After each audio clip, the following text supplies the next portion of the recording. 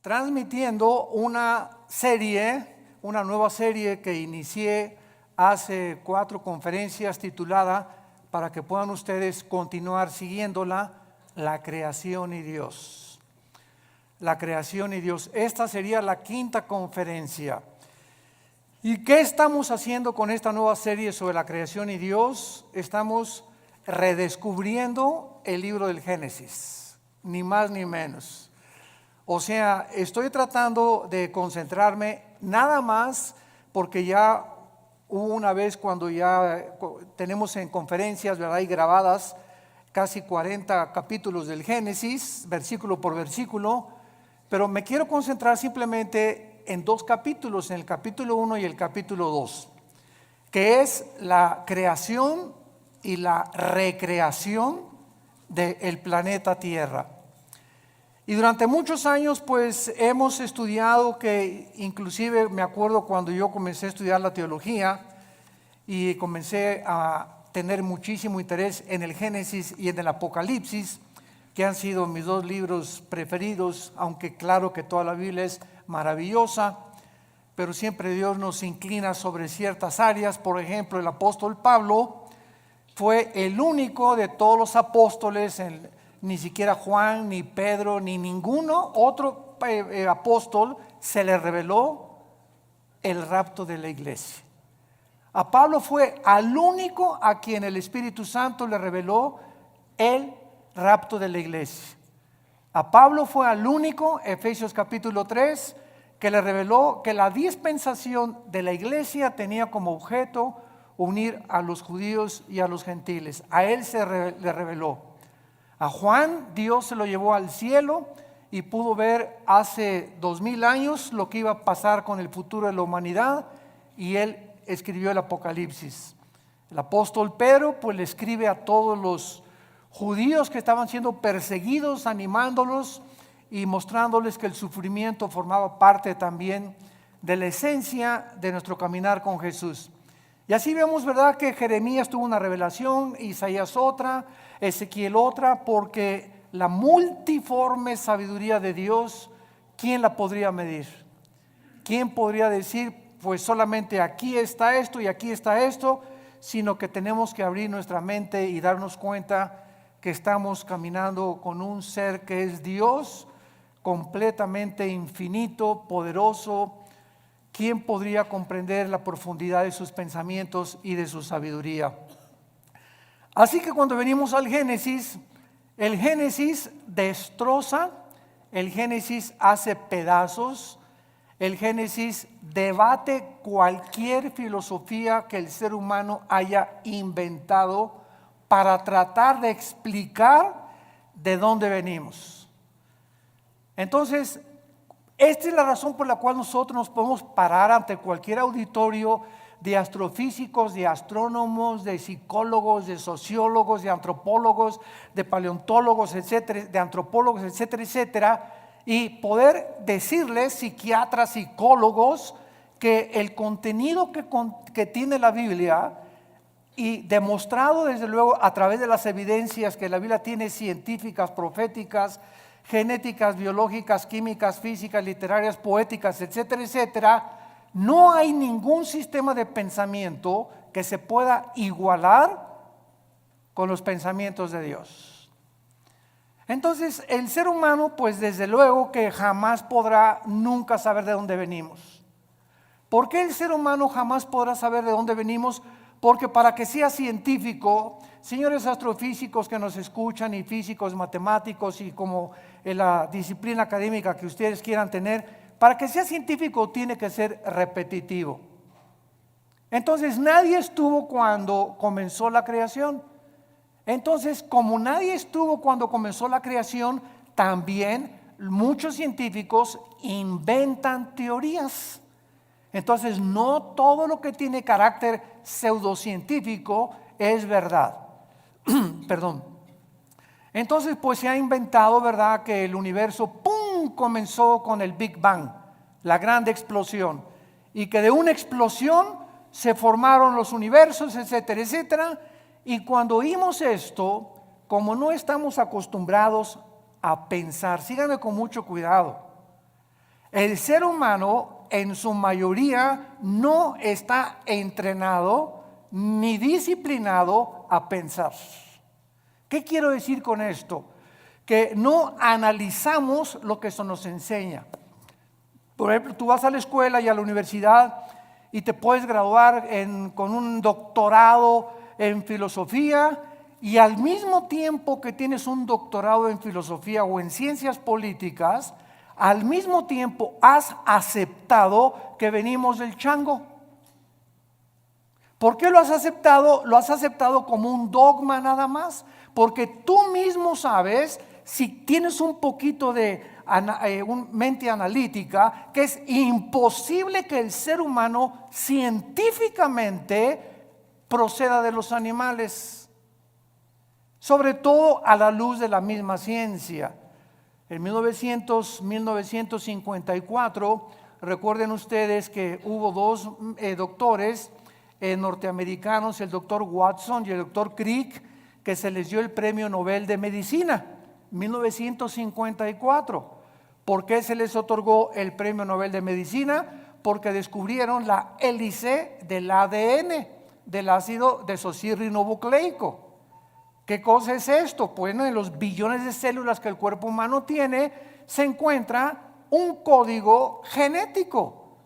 O sea, se encuentra en cada célula de tu cuerpo, y esto lo descubrió la ciencia. Y en cada célula de mi cuerpo, que son billones de células, se está escrita tu vida y mi vida. La información genética de tus tatarabuelos y de mis tatarabuelos. Y en cada célula de tu cuerpo está el color de tu piel, el color de tus ojos, la estatura que tú ibas a tener, todo absolutamente codificado en cada célula. Ahora, muy bien, si pensamos y seguimos esta línea de lógica, si yo me encuentro una carta en la playa donde dice: Chencho, te quiero y te amo, te fuiste y me dejates, como quiera que esté escrita la carta, esas sentencias, esa unión de pensamientos no lo puede producir la arena del mar. Aquí detrás de esa carta, por más que yo quiera tratar de entender que fue otra cosa, hay una inteligencia que escribió eso dirigido a otro ser humano. Entonces es exactamente como cuando nosotros llegamos a la conclusión de que esa inteligencia y esa información que tienen nuestras células fue por accidente. Ahora, ¿qué dice la genética? Que el esperma de un chango es imposible que produzca un hipopótamo, y que el esperma de un gato es imposible que produzca un perro, y que el de una vaca produzca una jirafa, y que el ser humano tiene las cromosomas XY, el varón, la mujer tiene las cromosomas XX, y cuando tú y yo nacimos, los varones, cuando mi papá se tuvo relaciones con mi mamá, el cromosoma Y de mi papá fertilizó el óvulo de mi mamá X, y tú y yo nacimos macho camachos. Entonces, si tú vas al médico y te haces un examen de sangre y sale que tienes el cromosoma Y, pero aquí dices que no, que eres mujer, entonces tu problema biológico no es biológico, sino es un problema mental. Tienes un tornillo flojo aquí adentro, porque biológicamente Dios nos creó diferentes a los hombres y a las mujeres, haciendo a un lado ya la Biblia. Entonces nos damos cuenta que a través de la misma descubrimientos de la genética y de la ciencia corroboran que la Biblia tenía razón, que es imposible que de una explosión hayamos salido todos, porque la primera pregunta es: ¿quién produjo la explosión? Pregúntale a tu padrino el ateo. ¿Quién produjo la explosión? ¿La nada? No produce nada. Ahora, muy bien, siguiendo este pensamiento, si hubo una explosión, la materia produce el pensamiento, la materia produce la conciencia. Entonces nos damos cuenta que nunca hemos pensado de una forma racional como somos supuestamente racionales. Aceptamos como dogmas de fe lo que se nos enseña sin haber analizado mentalmente lo que se nos enseñó. Y así pasa con la religión también. Tú y yo venimos de una religión popular, donde se me enseñó, es un dogma de fe creer esto. Me acuerdo cuando yo tenía 13 años y quería ser cura, que le preguntaba yo a los obispos, oiga, ¿por qué esto? ¿Por qué Dios permitió el diablo? ¿Y por qué José no pudo tener relaciones con María? Es dogma de fe y lo tienes que creer. O sea, no pienses, acéptalo nada más. Y fue cuando yo me rebelé y me volví ateo. Entonces tuve como 15 años, 17 años en el ateísmo.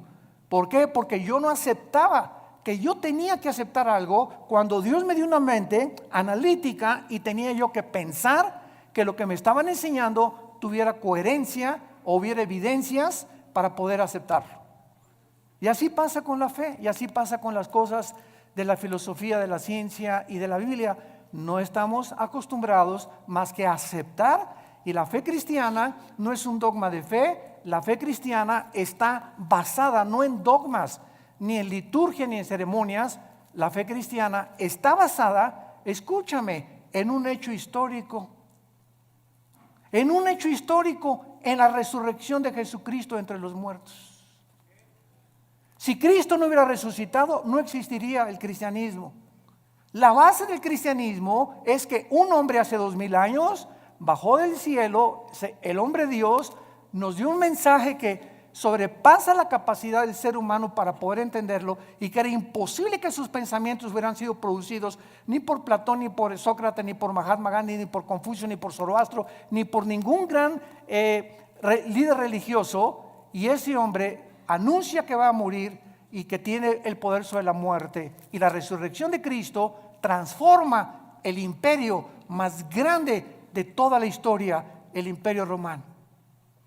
Y durante 300 años los seguidores de Cristo anuncian este mensaje: Jesús vive, y se enfrentan a un imperio, a los leones. Los quemaron vivos, los hicieron teas humanas, los enterraron en su orina, en su excremento. Quisieran acabar con el cristianismo y no pudieron, simplemente porque estos hombres vieron a Jesús resucitado.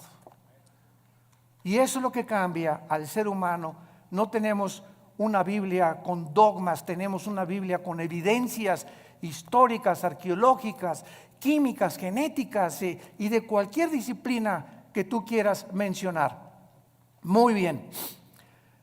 En el capítulo 1 del Génesis, los que traigan su Biblia, recuerden siempre que los que no traigan Biblia, siéntense con un cristiano. Una de las tragedias más grandes del siglo XXI es que se calcula que el 80% de los cristianos van a la iglesia sin Biblia.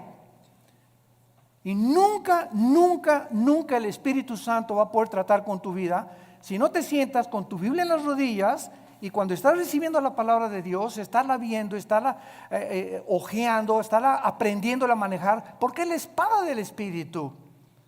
Entonces dicen unos, ¿para qué quiero la Biblia si ya pasan en las pantallas los versículos, etcétera, etcétera? De todas maneras, tenemos que aprender a ser hombres de la palabra de Dios.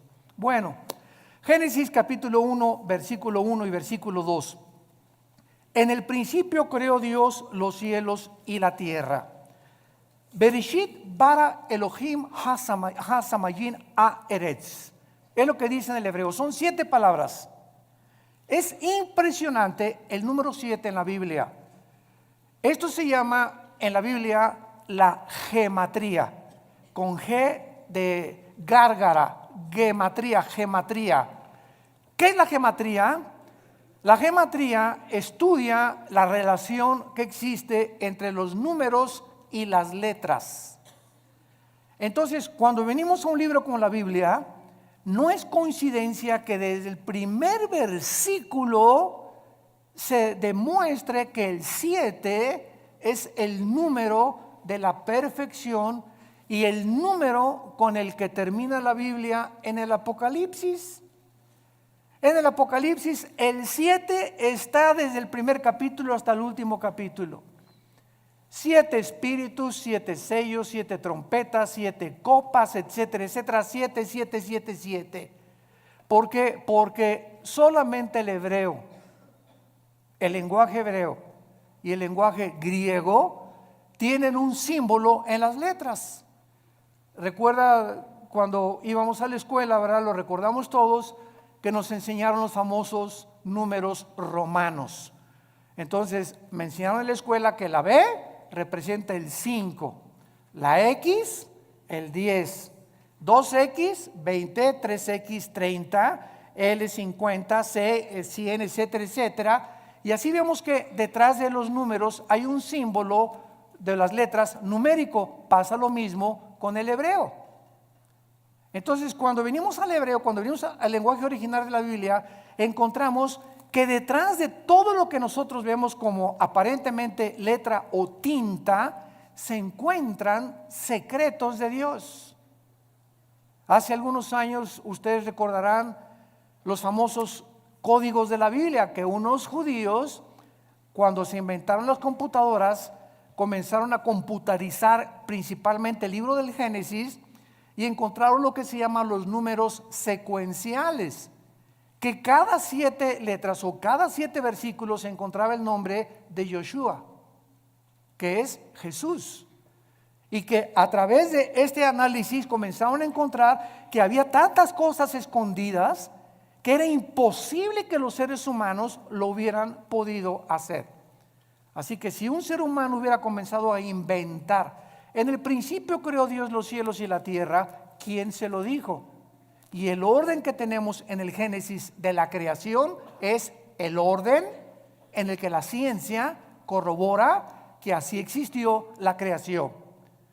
Por ejemplo, nosotros no podíamos existir si antes no existieran las plantas por la fotosíntesis, y si no existiera el agua, y si el sol no estuviera alumbrándonos, ni la luna tampoco, ni la tierra girando perfectamente bien sobre su eje alrededor del sol. Antes de que el ser humano fuera colocado en el planeta Tierra, Dios ordenó un medio ambiente adecuado para que tú y yo pudiéramos existir. Antes de que Dios nos pusiera aquí en este ambiente, en la tierra, nosotros hacemos todos los días así y respiramos. ¿Te has puesto a pensar qué es lo que respiras? Estamos respirando una mezcla de hidrógeno que es como un 82% mezclado con oxígeno y otros gases. Y esta combinación de gases que estamos respirando es perfecta para que mis alvéolos pulmonares puedan verdaderamente sostener mi vida y ese oxígeno mantener las neuronas de mi cerebro funcionando. Y si yo me salgo de la atmósfera y me voy a la luna o a algún otro planeta, nos ahogamos, porque no existe fuera de la atmósfera ni en toda la Vía Láctea ningún oxígeno combinado, ni hidrógeno ni gases para que el ser humano pueda sobrevivir. Cuando tú tienes un niño o cuando estás embarazada y vas a tener un niño, ¿qué es lo que hacen las mamás antes de que nazca? Pues preparan la cunita y preparan el zarapito y preparan sus chupones. O sea, cuando el niño nace ya tiene un medio ambiente adecuado para poder sobrevivir y para que el mundo lo reciba. Entonces ya la mamá tiene su cunita y todo precisamente porque lo preparó antes de que él naciera. Dios, antes de colocar al ser humano en este planeta, todo lo preparó. Nos puso una puesta del sol, valles, agua limpia, árboles, manzanas para que cuando yo arrancara una manzana tuviera las propiedades nutriológicas y las vitaminas y los minerales que puedan ayudarme a mi digestión. En el plátano Dios le puso mucho potasio, que es bueno para el cerebro. En las uvas le puso antioxidantes. Y así vemos que en todo lo que nos rodea está interrelacionado con nuestra existencia y sobrevivencia. Entonces no es coincidencia que yo agarre una nuez, que agarre un higo, que agarre un plátano, que agarre una manzana, un durazno, etcétera, etcétera, y tenga lo que me rodea, las características para que yo pueda seguir viviendo. Esto es maravilloso, pero repito, no nos hemos puesto a pensar en eso. Todo lo aceptamos, ¿verdad? El plátano y la manzana, no, pues sí, pero sigo creyendo que vengo de Chita. Pero así es como nosotros hemos vivido por mucho tiempo, y santos de Dios, ya basta. Tenemos que comprender que Dios nos ha revelado, dice Efesios 1, el misterio de su voluntad. Dios quiere que nosotros podamos conocer los secretos que todavía el mundo no ha conocido, por lo cual el mundo se encuentra al borde de una tercera guerra mundial. Estamos en el siglo XXI y vemos ahorita un desajuste total de los gobiernos, de las ideologías, de las filosofías. La misma ciencia está como loca tratando otra vez de a ver si a través de la ciencia podemos nosotros sobrevivir. Hemos hecho un pobre papel como administradores de este mundo y estamos a punto de autodestruirnos nosotros porque nos hemos creído dioses y hemos sacado a Dios de la ecuación y hemos creído que tenemos el potencial y los talentos y la inteligencia para que nosotros resolvamos los problemas que van más allá de nuestra capacidad para poder resolverlos.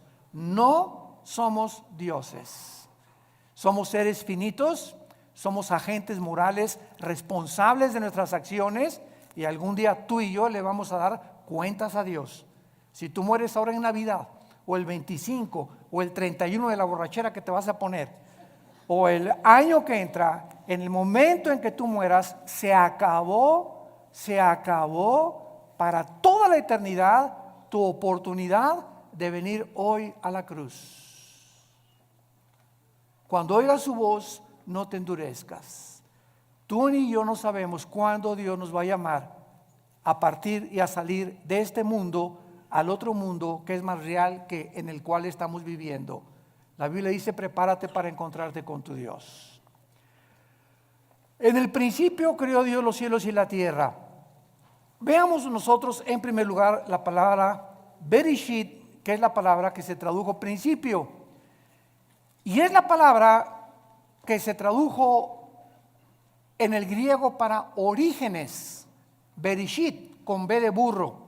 S-H-I-T al final, Bereshit.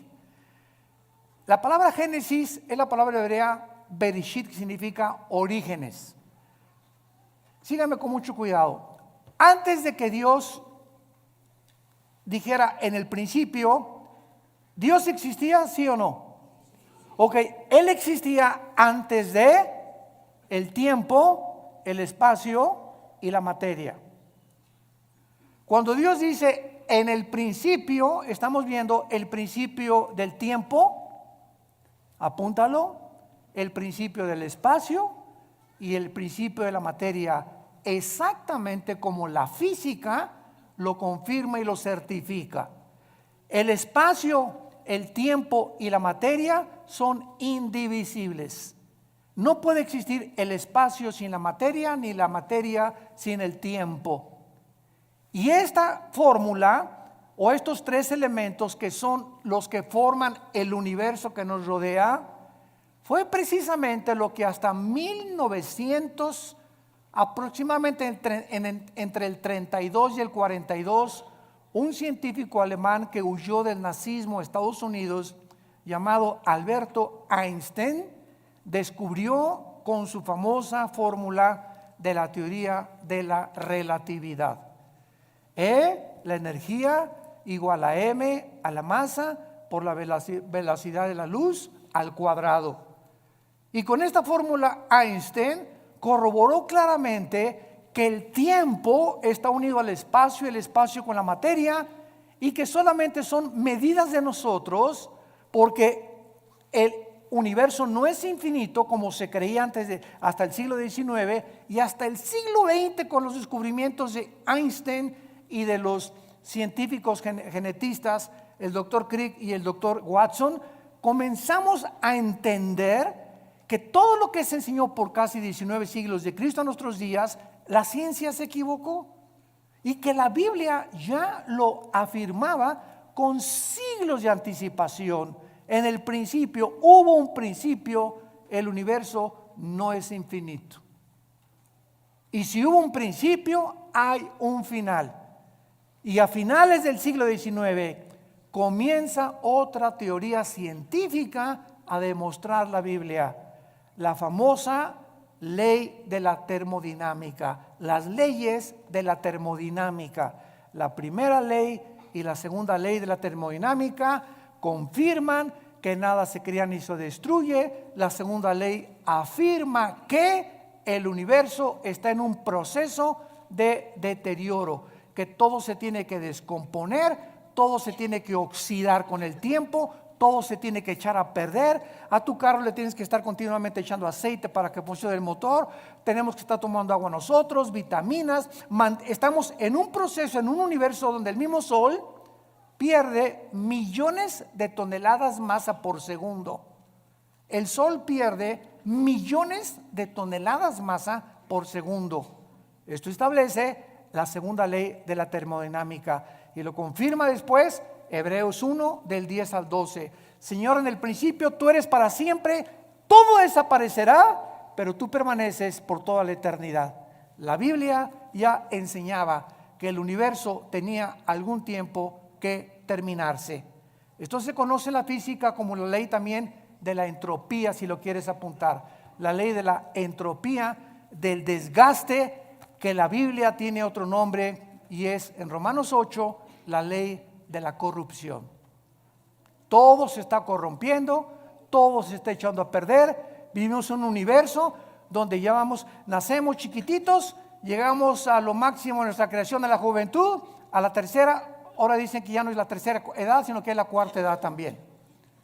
Y los que llegan a la cuarta edad, ¿verdad? Ya comenzamos a sernos viejitos como fuéramos chiquitos. Ya nos tienen otra vez como bebés que cuidarnos, que sentarnos en silla de ruedas, que darnos de comer en la boca, porque se nos comienza a encoger todo el cuerpo. Comenzamos a perder funciones del pulmón, del corazón late con más resistencia y con más trabajo. Y todo otra vez regresamos otra vez a la tumba, porque del polvo de la tierra el cuerpo humano fue formado también de acuerdo a la Biblia. En el principio creó Dios los cielos y la tierra. Entonces este principio es algo increíble, porque Dios era eterno. Vean esto, aquí está la eternidad. En la eternidad no existe el tiempo.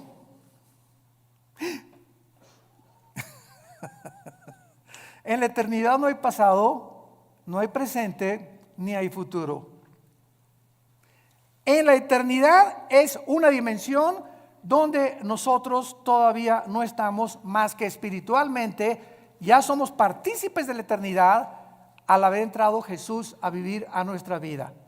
Esta es la vida eterna, Juan 17, 2 y 3, que te conozcan, que conozcamos. Ya estamos en la eternidad, aun cuando no estamos experimentalmente en la eternidad, aunque no estamos físicamente en la eternidad, hasta que nuestros cuerpos sean renovados, resucitados, con las características para vivir en otra dimensión que no es el planeta Tierra, ni en el universo donde tú y yo vivimos. Entonces, en la eternidad, como no existe el tiempo, Dios se revela a Moisés y le dice: mi nombre es Pancho. ¿Eso dijo? Llámeme Juan. Llámeme Santiago. Dios le dice a Moisés en Éxodo 3: te voy a dar mi nombre, Moisés. Y nos funda los fusibles el nombre de Dios.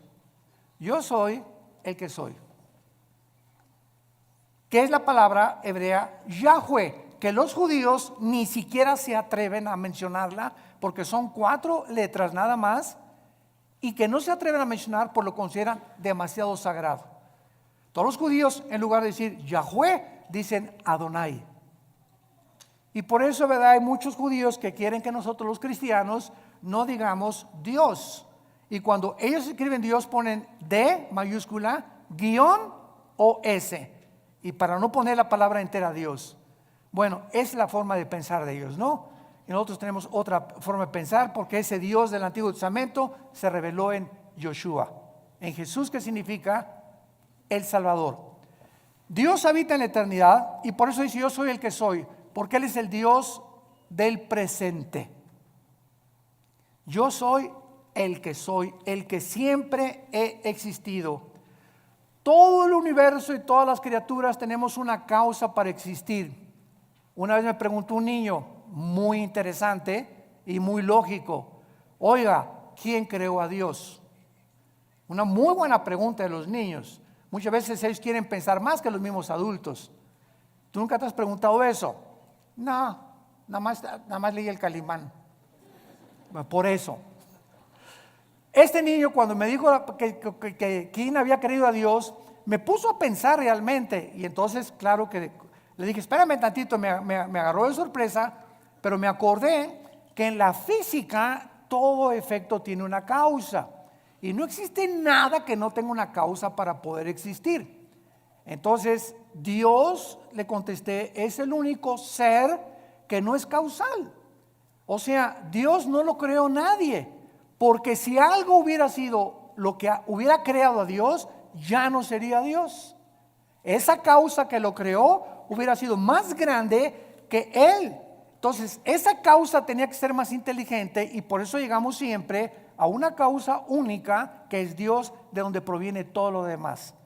Entonces, a Dios no lo creó nada, porque si hubiera sido creado, hubiera sido criatura finita, como tú y yo somos finitos.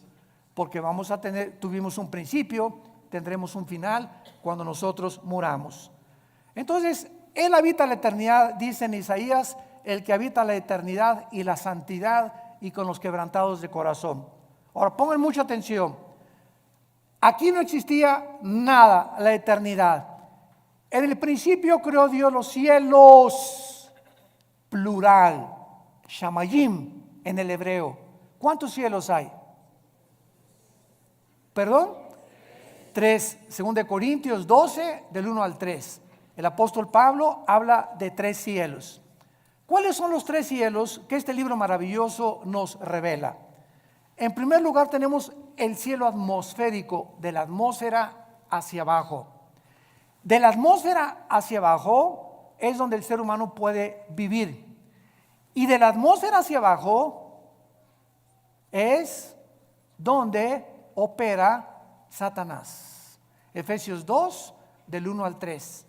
Se le llama Satanás el príncipe de la potestad del aire. Y esa palabra aer en el griego es atmósfera. O sea, Satanás opera de la atmósfera hacia abajo. Síganme con cuidado. Estamos pensando, ¿verdad? Muy bien. ¿Qué existe en el mundo invisible de la atmósfera a nuestro alrededor?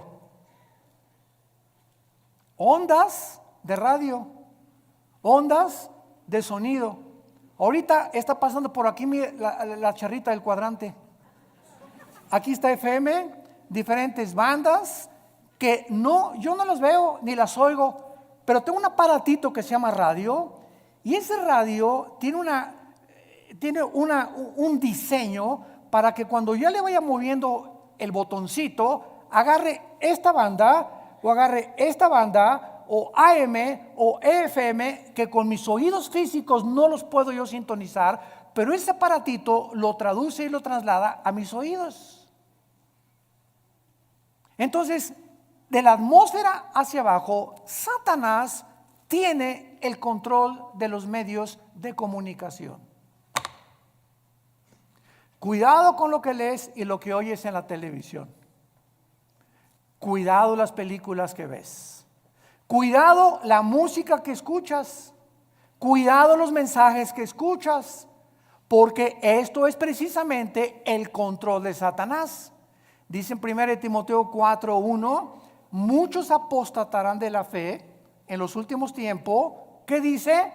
Viendo, oliendo, tocando. No, dice, muchos apostatarán de la fe oyendo a espíritus engañadores.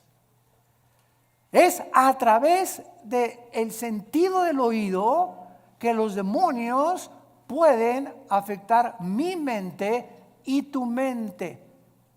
Cuídate con los amigos que tienes que te hablen cosas. Ay, sí, ¿a poco tú ya eres virgen a los 25 años de edad? Ay, pues ahora la moda es que todas las muchachas se acuesten con sus novios y ya, ¿verdad? Para probarnos. Y comenzamos a oír algo que no viene de Dios.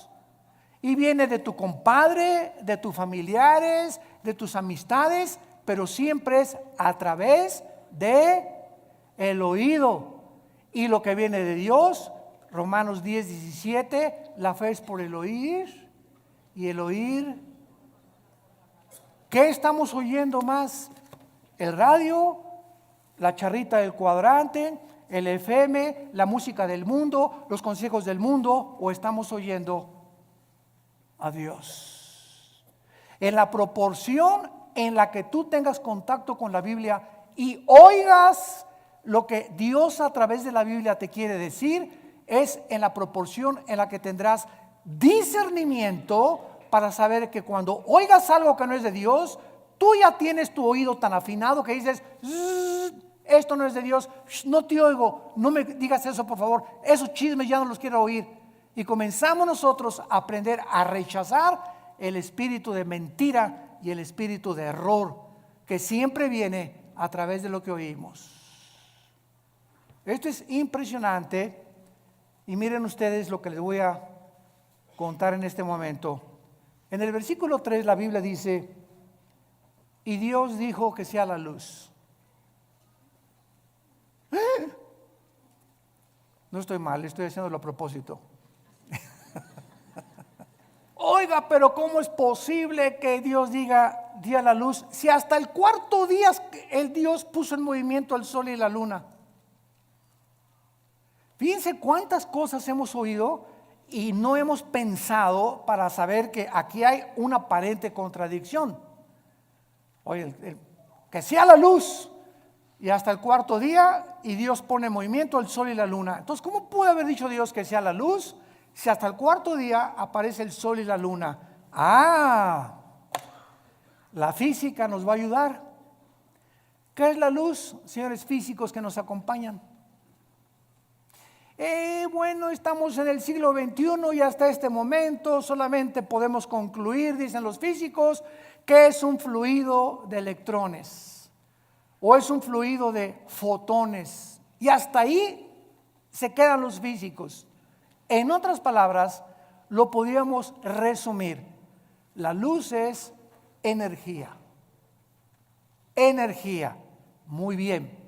Cuando Dios dijo, antes de que cualquier cosa en el planeta Tierra funcionara, que sea la luz, Dios ponía alrededor de la Tierra energía que se conoce como la energía electromagnética. Apúntalo. El electromagnetismo es algo que rodea el planeta Tierra, síganme con mucho cuidado, y gracias a este poder electromagnético que rodea la Tierra, ahorita tú me estás escuchando. Porque del electromagnetismo hacia abajo, mi voz, el sonido viaja en ondas. La luz viaja también en ondas. Las tinieblas son estáticas. Las tinieblas no viajan, las tinieblas están estáticas, la luz viaja. Y cuando Jesús dice que Él es la luz y que los que le seguimos no vamos a estar en tinieblas, significa que los que seguimos a Jesús estamos continuamente avanzando, continuamente. Los que no tienen a Jesús están ahí hace 20 años, hace 30 años, así. No han avanzado en sus vidas sí, son doctores, son esto y el otro, pero jamás han podido entender nada de lo que los rodea y su vida solamente es comer, beber, dormir. Como las vacas en la mañana, con la comida, la cena, y al otro día, ¿qué negocio voy a hacer? ¿Por dónde voy a avanzar? ¿Qué voy a estudiar? Y así llegan a los 70, 80 años de edad, nacieron en las tinieblas, vivieron en las tinieblas y regresan a las tinieblas. Nunca descubrieron el propósito por el cual Dios los creó. Igual que los mismos animales. Y así lo dicen los salmos. El hombre que no ha entendido a Dios es como los animales. Nada más que los animales nos ganan. ¿Cómo que nos ganan? Sí, el ser humano está aquí, los animales están debajo de nosotros y el ser humano, el animal mata por instinto, el animal sobrevive el animal no tiene conciencia como tenemos tú y yo, pero cuando el ser humano rechaza esa conciencia y los valores de Dios, el ser humano desciende más bajo que los animales. Y es a donde la raza humana en este momento ha descendido. Matamos por placer y hemos llegado al colmo de decir el matrimonio no es entre un hombre y una mujer. Nunca verás a dos leones que se casan, ni a dos perros que se casan, pero hemos llegado y decimos que somos pensantes a completamente destruir las leyes de la biología, las leyes de la genética, la ética de Dios, la moral que Dios nos dio en los mandamientos, y nos hemos convertido en peor que animales. Y lo estamos aceptando como algo normal. Seres humanos creados a la imagen y semejanza del Creador han descendido peor que los animales. El electromagnetismo es uno de los poderes que existen con la gravitación y las fuerzas termonucleares. Son los tres poderes que rodean el universo. Y gracias al electromagnetismo nos podemos comunicar. Nos salimos de la atmósfera en la luna, y si yo voy con mi esposa a la luna y le digo, Marta, me dice, no te oigo. ¿Por qué? Porque saliendo de la atmósfera ya no existe el electromagnetismo. Entonces mi esposa y yo tenemos que tener escafandras especiales para comunicarnos fuera de la atmósfera. Por eso los astronautas tienen que comunicarse con escafandras. Te la quitas y no nos oímos. ¿Por qué? Porque fuera de la atmósfera no fue el programa de Dios para que viviéramos. Y el colmo de los colmos, gente en el siglo XXI que quiere irse a la luna de luna de miel. Hágame el favor nada más, mejor que la Riviera Maya. Oye, ahí en la luna o en Marte, bien nomás la locura, a lo que hemos llegado, ¿no? Nos reímos ahorita, pero créame lo que ya están haciendo planes. Oye, ahí arriba ni beso le vas a poner a tu esposa. Van a chocar dos fibras metálicas de las escafandras o de fibra de vidrio, ¿verdad? Con lo que está hecho la careta. Y desde lejecitos. Increíble, pero cierto. Hay un ruso que pagó quién sabe cuántos millones de dólares para ser el primero en poder establecerse en la luna. Y el sueño del ser humano es conquistar el espacio y llegar a Marte y esto y el otro, cuando no hay ninguna de las características, ni la atmósfera, ni el agua, ni nada, ni las plantas, ni las frutas que existen para poder sobrevivir más de un mes en otro planeta. Así de brutos somos. En el principio creó Dios los cielos y la tierra. Entonces está la eternidad, y en penúltimo lugar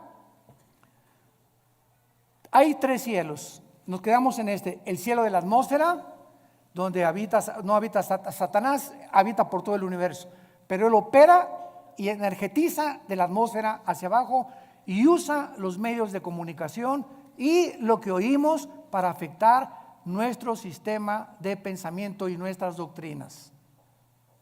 Y cuando comenzamos a comprender eso y todas estas cosas, comenzamos a tener más defensas, más municiones para pelear contra él. Me voy a cuidar y lo que oigo, la música que oigo, las películas que veo, los consejos que me da mi comadre, los consejos que me da mi suegra. Si no son cristianos, que se bañen.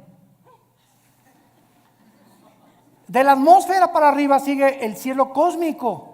Es el segundo cielo, el cielo que nos rodea en la Vía Láctea, ¿verdad? Plutón, Mercurio, Júpiter, Saturno, etcétera, etcétera. Es el cielo, es el segundo cielo.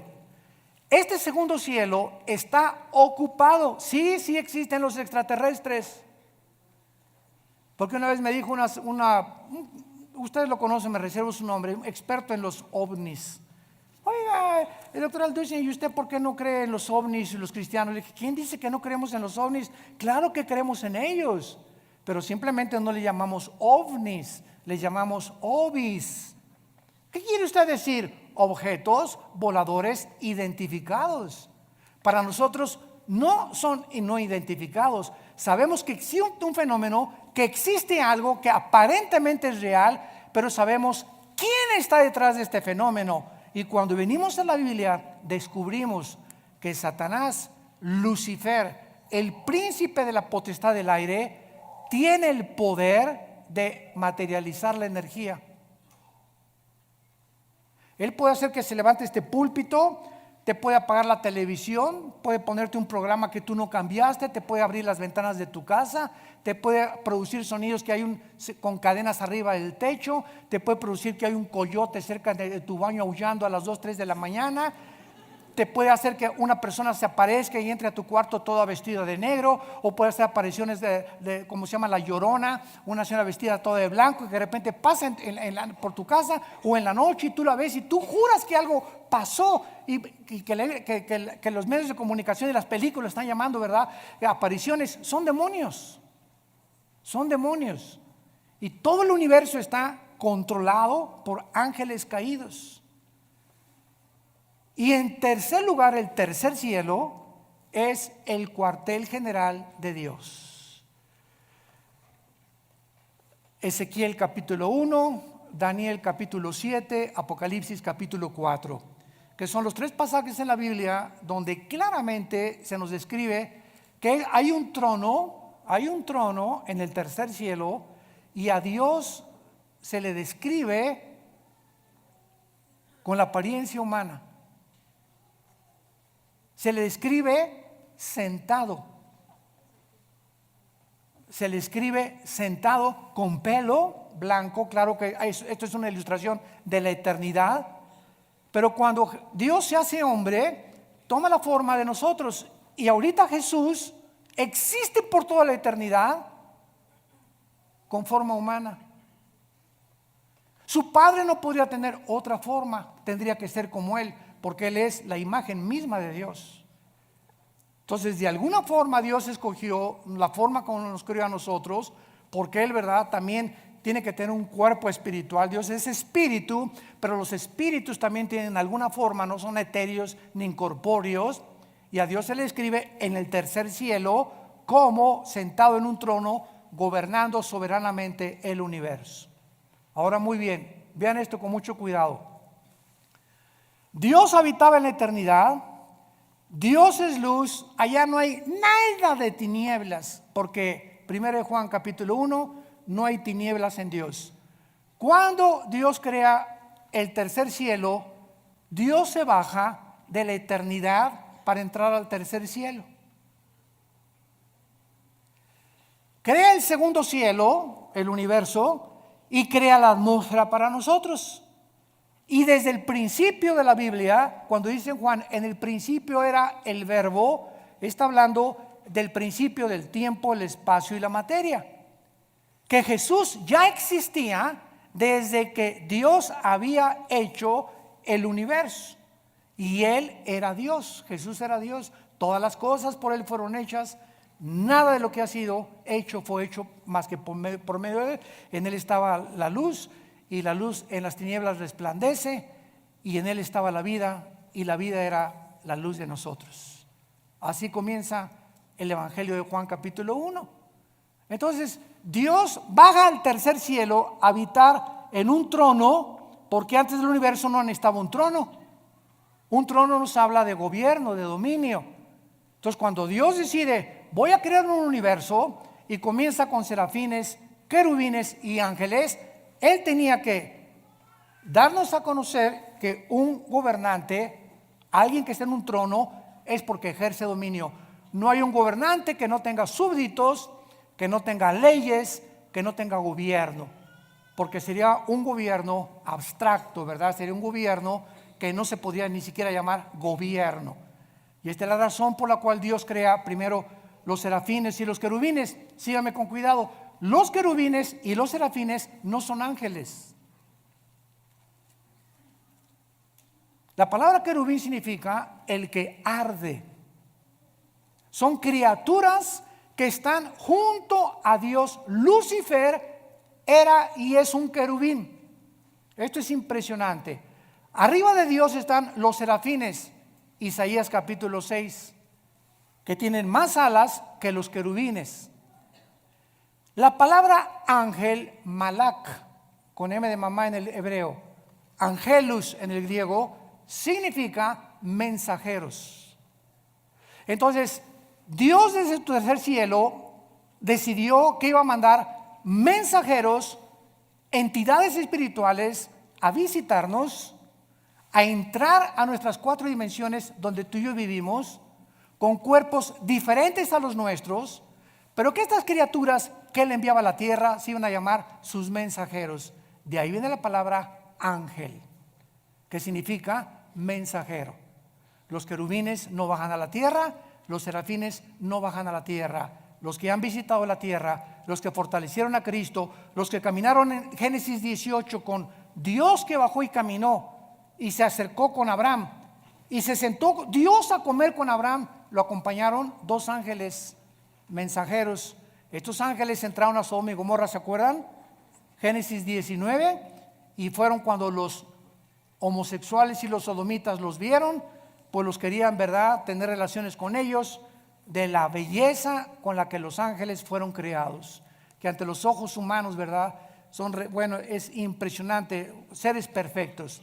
Esto es muy importante para no confundir y llamar a todos ángeles. Todos los querubines es una entidad espiritual, los serafines es otra espiritual, y a los querubines se les llama también 4 seres espirituales en Apocalipsis capítulo 4, Ezequiel 1, Ezequiel 2 y Ezequiel capítulo 10, que son igualitos a los de Apocalipsis capítulo 4. Y cuando nosotros vemos esta distinción de criaturas alrededor de nosotros, comenzamos a entender que cada uno tiene características diferentes. Y quiero terminar con esto. Durante muchos años se nos enseñó que los ángeles caídos son demonios y que los demonios son ángeles caídos. Y los ángeles caídos no pueden meterse a una persona, los demonios sí. Los ángeles caídos son principados, son gobernantes, son dirigentes de las huestes espirituales de Satanás. Los demonios son otro tipo de criaturas que perdieron sus cuerpos. En alguna época del tiempo pasado, Dios los condenó a vagar. Ahora sí que se les llama en Guanajuato las almas en pena. O sea, criaturas que sufren por no tener un cuerpo. Entonces descansan, dice la Biblia en el Evangelio de Lucas, descansan al meterse una persona y al cuerpo de la persona le llaman su casa. Hasta con eso. ¿En dónde lo tienes tú? ¿En la cocina? Le llaman su casa y entran y salen a los seres humanos. Y hay demonios que entran en seres humanos de las 3 a las 6 de la tarde. Y Pancho es normal, una persona normal hasta las 3 de la tarde. Y a las 3 comienza a hacer cosas o tiene otra personalidad o le cambia el carácter. La psicología le llama múltiples desórdenes de la personalidad o le llaman esquizofrénicos porque tienen 2 personalidades completamente bipolares y la Biblia le llama demonios. Si tú no eres de una sola pieza en tu trabajo, una sola pieza en tu casa, una sola pieza en tu iglesia, y en tu iglesia eres uno, en tu trabajo eres otro, y en la iglesia eres otro, eres una persona que tienes afectado demonios en tu mente. Porque esos cambios de personalidad son los que demuestran y denotan que tú tienes un problema que no es psicológico, es espiritual. Y por eso dice la Biblia, ¿verdad?, que lo que más trastorna al ser humano y lo desintegra en su personalidad es la pornografía y la inmoralidad. ¿De dónde viene? De Satanás. Jesús dijo: yo he venido para que tengas vida.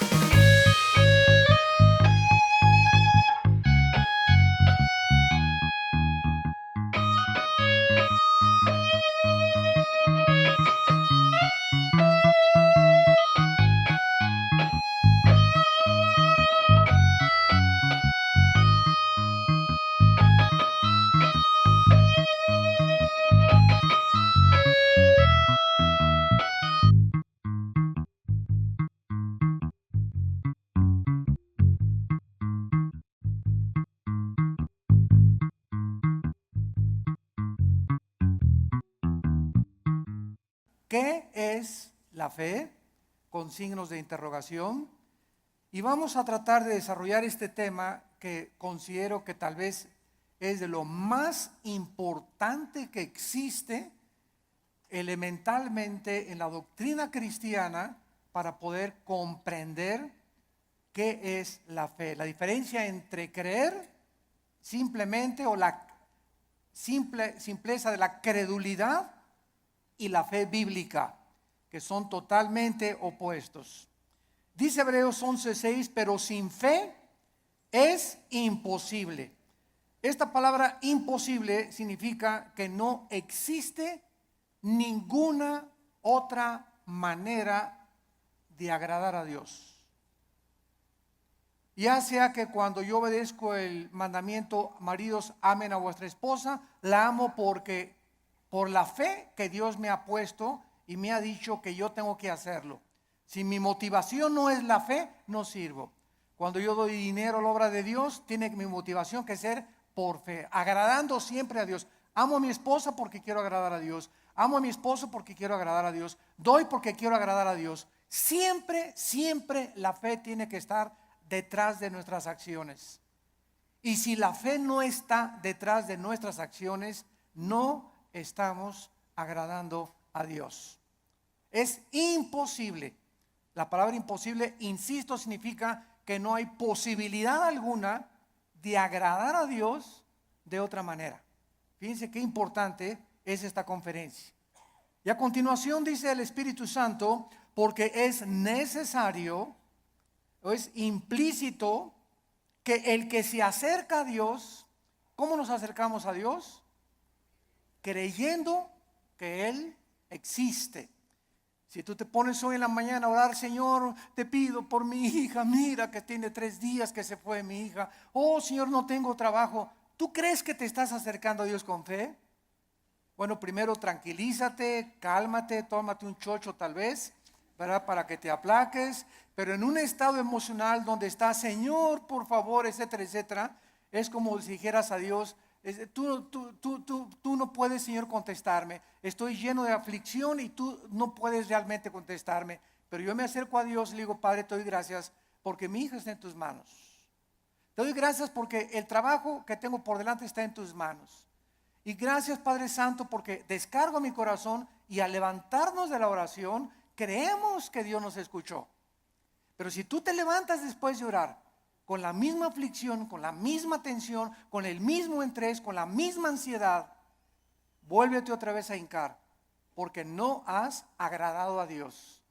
A través de la oración, cuando nos acercamos a Dios, tenemos con nuestra acción, después de estar en la presencia del Rey, creer que realmente Él nos ha escuchado. Y además hay que creer otra cosa, que Él es galardonador. O sea que Dios nos va a recompensar todo vaso de agua que nosotros demos, un simple vaso de agua a cualquier persona en el nombre de Jesús. Dios no es olvidador ni deudor para olvidar lo que Él nos tiene que dar, para bien o para mal. Muy bien, vamos pues en el versículo 1 a tratar de encontrar alguna definición que nos ayude a sentar nuestras bases de qué es la fe para comenzar a construir arriba del versículo 1. Es pues la fe, la certeza. La palabra upostasis, que se tradujo certeza, es sustancia. La fe es una sustancia, es algo real, es una seguridad. ¿De qué cosa? De algo que viene. De algo, no de algo que tienes ya. Porque si lo tienes ya, ya no es fe. Entonces la fe está relacionada con el futuro. Siempre, siempre con algo que no tienes y que viene. Y que tú tienes que estar seguro que viene. No tengo trabajo ahorita, tengo 3 días sin trabajo, 2 semanas sin trabajo, pero Jehová es mi pastor. Como decía mi esposa hace unos momentos, declaro que soy tu hijo, que nada me faltará, yo voy a mantener mi paz. Mi hijo se fue, mi hija se fue, no tengo trabajo, pero yo tengo la seguridad, la certeza que aunque no lo tengo ahorita, aunque no veo ahorita a mi hija que se componga, ni mi hijo que se componga, y aunque no veo ahorita prospectos del trabajo, lo creo, lo tengo seguro porque tú lo has dicho. No he visto justo desamparado a su descendencia que mendigue el pan. Yo sé que tú me vas a dar el trabajo, Señor. Yo sé que tú me vas a sacar adelante. ¿Por qué? Porque así lo dice tu palabra. Y esta seguridad que tú tienes, dice a continuación, es una convicción, aunque tú no lo estás viendo. Muy bien, vamos pues a tratar de explicar más claramente esto. La fe está relacionada con el futuro y con lo invisible. Con lo futuro y con lo invisible. Porque es algo que esperamos en el futuro, ya sea en 3 horas, 4 horas, mañana, pasado un mes, un año, no sé. Y al mismo tiempo es algo que no podemos percibir con nuestros 5 sentidos. En el momento en el que nosotros veamos algo, ya no es fe. Porque la fe está relacionada con lo invisible. En el momento que lo veo, ya no es fe. Por eso cuando alguien dice, si yo veo un milagro, voy a creer, esto es la antítesis de la fe. Porque es totalmente lo contrario. Primero tenemos que creer, como lo vamos a ver, para ver. ¿Me están siguiendo? No es ver para creer, sino creer primero para que después puedas ver la gloria de Dios manifestada. Muy bien, la fe es la certeza, es una seguridad de algo que esperamos y es una convicción de algo que nosotros no vemos. Esta certeza, ¿quién nos las da?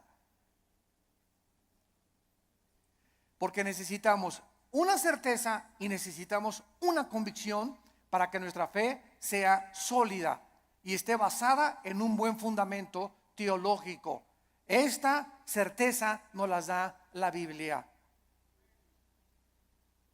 Porque solo en la Biblia puedes encontrar las promesas que son futuras para nosotros.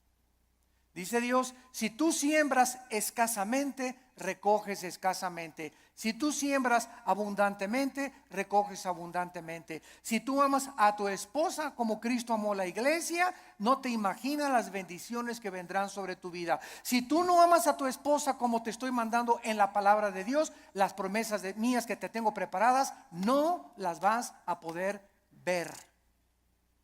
Porque no has creído. Porque para que puedas ver la bendición en tu matrimonio, para que puedas ver la bendición en tu noviazgo, para que puedas ver la bendición económica en tu vida y en tus negocios, antes tienes que creerle a Dios y poner en práctica o en acción lo que Dios dice en su palabra. Y la convicción, ¿quién nos las da? El Espíritu Santo. Entonces tenemos íntimamente relacionadas a la Biblia con el Espíritu Santo. No podemos jamás divorciar al Espíritu Santo de la Biblia, ni la Biblia del Espíritu Santo, porque el Espíritu Santo es el autor de la palabra de Dios. Entonces necesitamos entender que el Espíritu Santo es un espíritu de santidad, ¿verdad? Es el espíritu de verdad, es el consolador. Entonces, si yo tengo el Espíritu Santo y quiero caminar con el Espíritu Santo y Él es santo, ¿podrán caminar dos juntos si no estuvieran de acuerdo? No, ¿verdad? Para que yo camine con el Espíritu Santo, tiene que haber santidad en mi vida, porque Él es santo y me toma de la mano. Pero el momento en el que yo camino sin santidad o comienzo a caminar en pecado en la vida, inmediatamente rompo mi comunión con el Espíritu Santo. Me suelta, es tan sensible como una paloma el Espíritu Santo.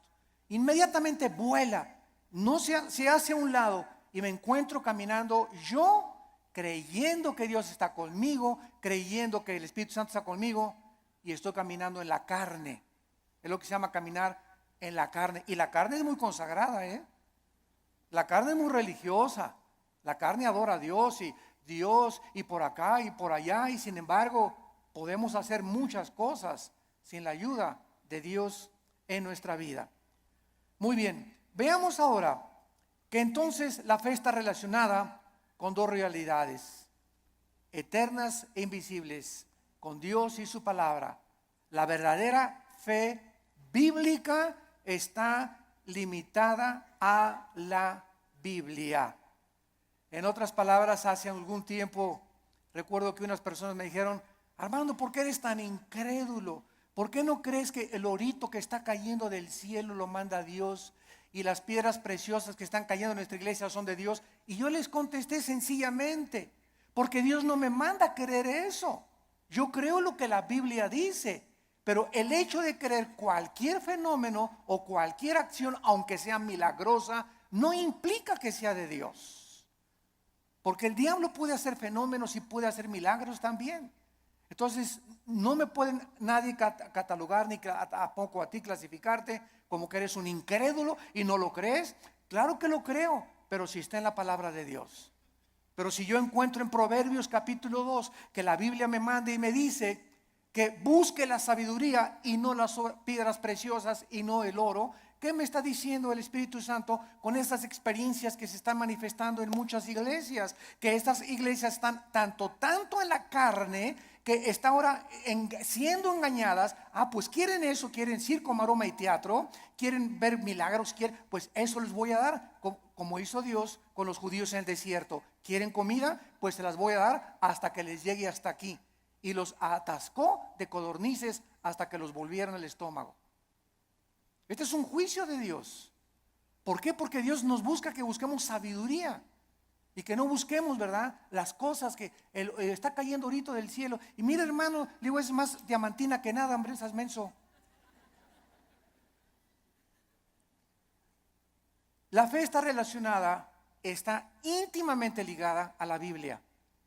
Nuestra fe no es un trapo ungido. Hermano, voy a ir al río del Jordán. Y cuando vaya a Israel, voy a meter una botellita el agua del Jordán y me la voy a traer y me la voy a echar cuando esté enfermo. O la voy a poner ahí, le voy a ya casi una veladora. Voy a traer agua del Jordán y me voy a bautizar del río Jordán. El agua del río del Jordán y el agua del río Bravo y el agua del río Nilo y el agua del río Támesis en Inglaterra es exactamente igual. El río Jordán no tiene propiedades milagrosas. Es el agua de un río donde hace 2000 años el Señor Jesucristo fue bautizado, pero el agua no tiene nada de milagroso. El río es como cualquier otro río, y el hecho que Jesús y el Bautista hayan bautizado ahí no significa que va a ser agua milagrosa. Estamos retrocediendo otra vez a Roma, a la agua bendita. Antes entraba a la iglesia y le metía la mano y me hacía por mí agua bendita, porque le hicieron así y le atribuían propiedades milagrosas. Esto se llama hechicería. Esto es vulgar hechicería, atribuirle a un objeto, a agua, trapitos o cualquier cosa, poderes milagrosos. Esto es hechicería. Los brujos usan cosas y collares y amuletos, talismanes, patas de conejo. Todo eso está relacionado con el mundo del ocultismo, no con la Biblia. Y les hablo tan claro como el azul del cielo hoy en la mañana, sin tapujos y derecho y a la yugular. Ya no podemos andar con rodeos. Ya no podemos andar diciendo que tenemos que hablar al pan, pan y al vino, vino. Tú tienes que entender ya claramente qué es la fe. Y ya no estar poniendo un objeto como hace algún tiempo. Me venden un trapito y ahí va la gente y compra el trapito ungido. O te mando este anillo que lo compré en Jerusalén. O este collar que tiene propiedades y porque este predicador en tal parte lo anunció, y van y lo compran y se lo cuelgan y le atribuyen propiedades milagrosas. O ponen el trapito debajo de la almohada y se les va a quitar el dolor de cabeza, o va a traer que la maldición se va a ir de su casa. Todo eso está relacionado con el mundo de la hechicería. Eso ya no es fe. Y esa hechicería está entrando a las iglesias cristianas. ¿Por qué? Bueno, hace 2000 años en la iglesia de Gálatas.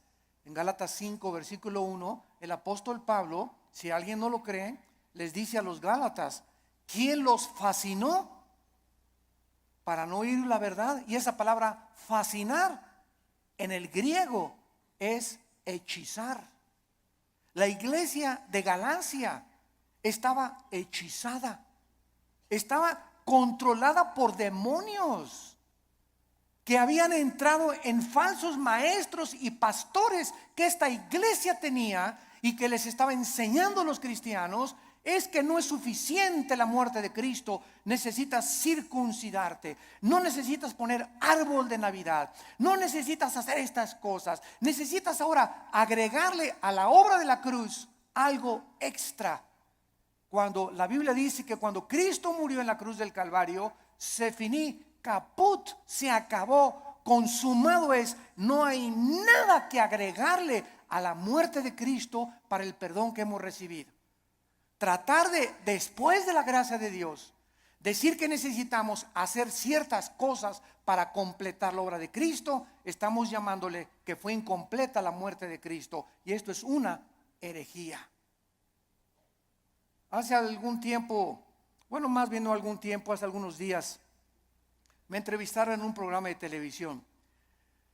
Y una de las preguntas que siempre me hacen en Colombia, en Guatemala, donde quiera que voy es, ¿qué se pierde la salvación? Siempre me preguntan esa pregunta. ¿Por qué? Porque el 65-70% de la cristiandad cree que se pierde la salvación.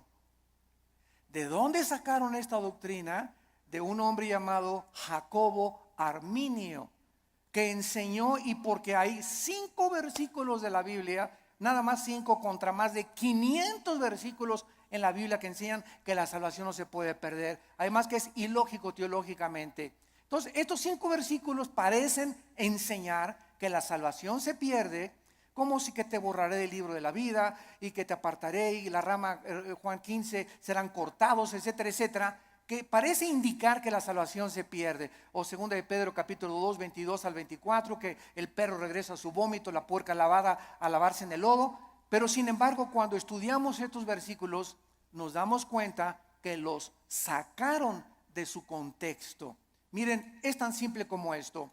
Cuando una persona dice que se pierde la salvación, ¿qué está diciendo? Síganme con cuidado. Está diciendo que al llegar al cielo, Pedro le va a decir, a ver, Pancho Pantera, ¿por qué te voy a dejar entrar al cielo? Y tú le vas a contestar, por la gracia de Dios, más me porté bien. Igual a la salvación. Eso es lo que se está diciendo. O sea, que la gracia de Dios no fue suficiente. Ahora que ya soy salvo, necesito portarme bien, porque si no me porto bien, pierdo la salvación. Entonces, ¿qué salvación nos dio Dios? ¿Temporal o eterna? Dice en Hebreos 9 y Hebreos 10 que nos hizo eternamente perfectos y santificados. En el momento que recibes a Cristo, recibes la eternidad. Estamos ya en el reino de Dios espiritualmente. La eternidad está dentro de nosotros ya. Pero, y ahora en segundo lugar, ¿por cuántos pecados? Apunta todo esto para que te defiendas. ¿Por cuántos pecados murió Cristo en la cruz? ¿Por los pasados, por los presentes o por los futuros? Por los pasados, los presentes y los futuros. Entonces, si existe un pecado que diga que nos hace perder la salvación, Cristo tendría que volver a morir. Cristo tendría que volver a pagar por ese pecado que te hizo perder la salvación. Porque la muerte de Cristo solamente te perdonó los pasados, pero los que tú cometas, tú eres responsable. Y si hay alguno que cometas, entonces Cristo tiene que volver a morir. Y entonces ya Cristo no murió por los pecados pasados, presentes y futuros, sino solamente por los pasados. Porque los que estás cometiendo, tendría Cristo que estar muriendo muchas veces para estar pagando por ellos. Ahora, si tú cometiste un pecado que te hace perder la salvación, la pregunta de los 64,000 pesos es, ¿cuál es, Pancho? ¿Qué pecado nos hace perder la salvación? Dice 1 de Juan, ¿la sangre de Cristo nos limpia? Solo de algunos.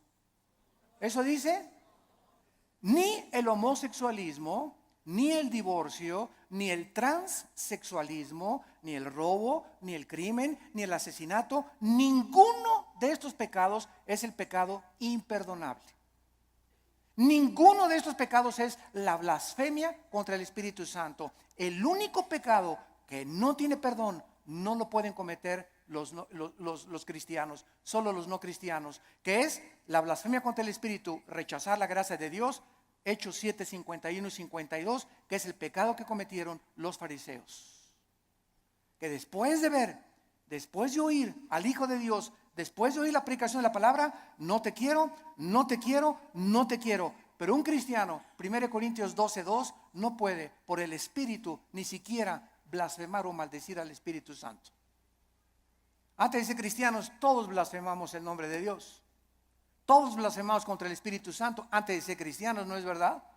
Todos cometimos pecados tremendos. Ahora, cuando nos muramos, otra pregunta, cuando nos muramos, ¿cuántos van a morir perfectos? ¿Dónde está San Anastasio por aquí? O Santa Rita de Casia. Cuando muramos, vamos a morir en pecado. A lo mejor hoy en la mañana le grité a mi esposo y me muero a las 2 de la tarde, ya me morí en pecado. A lo mejor hiciste una mentira a las 3 de la tarde y te da un ataque al corazón a las 7 de la noche, ya te moriste en pecado. Te pasaste un alto, ya te moriste en pecado si chocas. Todos nos vamos a morir con algún cierto de pecado, pero esos pecados ya fueron puestos en la cruz del Calvario. Entonces tendríamos que ir al purgatorio para pagar por esos pecados con los que morimos y no los pudimos confesar. Todo esto es absurdo y irracional teológicamente. Y podemos continuar así con los pactos, con la gracia. ¿Qué es la gracia, no? Entonces decir que se pierde la salvación es decir que es la gracia más portarme bien o hacer buenas obras para poder entrar al cielo. La fórmula está equivocada totalmente. Estás reprobado químicamente en la teología. La fórmula es la gracia más nada igual a la salvación. Las buenas obras que nosotros hacemos no son para salvarnos. Ya Cristo pagó por todas mis malas obras pasadas, presentes y futuras. Mis buenas obras que ahora hacemos, síganme con cuidado, Virgen del Socorro.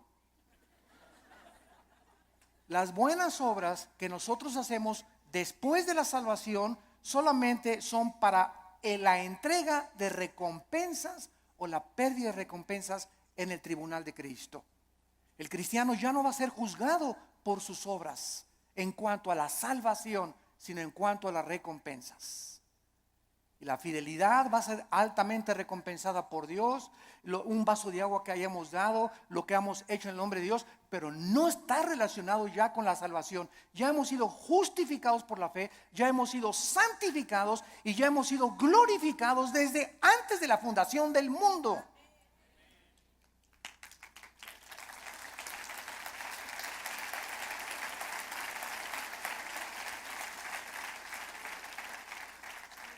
Tenemos que desenterrar otra vez la doctrina de la salvación en el siglo XXI y volverla a enseñar